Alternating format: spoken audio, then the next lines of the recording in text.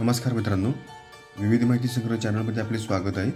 आज आपण महाराष्ट्राच्या नवीन मंत्रिमंडळातील शिंदे सेनेचे मंत्री व त्यांची खाती कोणती आहेत ते पाहणार आहोत। उपमुख्यमंत्री एकनाथ शिंदे खाते नगरविकास, गृहनिर्माण आणि सार्वजनिक बांधकाम।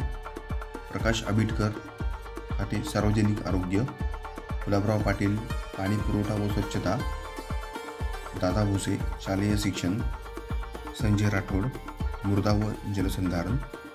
भरत गोगावले रोजगार हमी फलोत्पादन खारपान पट्टा विकास।